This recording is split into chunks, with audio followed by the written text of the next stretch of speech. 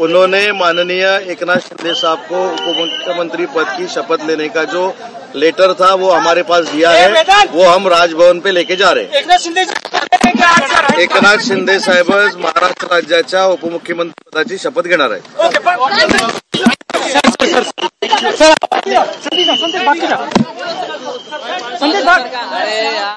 यांच्यासोबतच एकनाथ शिंदे हे उपमुख्यमंत्री पदाची शपथ घेतील। अखेर हा हाय व्होल्टेज ड्रामा संपलेला आहे। काय चर्चा झाली आपली?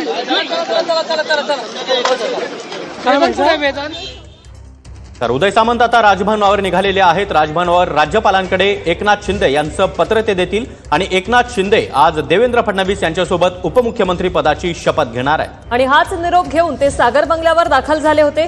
शिंदेंशी चर्चा केल्यानंतर शिंदे उपमुख्यमंत्री पदाची शपथ घेणार अशी माहिती उदय सामंत यांनी माध्यमांना दिलेली आहे।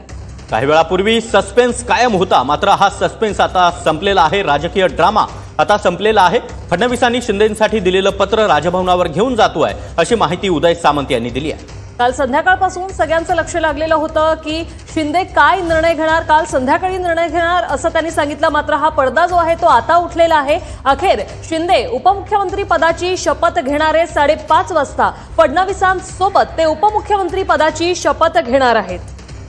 नक्कीच तर फडणवीसांकडून देण्यात आलेलं शिंदेंसाठीचं पत्र राजभवनावर घेऊन जात असल्याची माहिती उदय सामंत यांनी दिली आणि शिंदे अखेर उपमुख्यमंत्री पदाची शपथ घेणार आहेत अशी माहिती देखील उदय सामंतांनी दिली आहे। शिवसेनेच्या सर्वच नेत्यांचं हे मत होतं की शिंदेंनी सरकारमध्ये सामील व्हावं आणि त्यासाठी शिंदेंची कालपासून मनधरणी देखील केली जात होती। अखेर शिंदेंनी आता आपला निर्णय घेतलेला आहे आणि तोच निर्णय कळवायला तेच पत्र घेऊन सध्या सागर बंगल्यावर जात असल्याची माहिती उदय सामंत यांनी दिलेली आहे।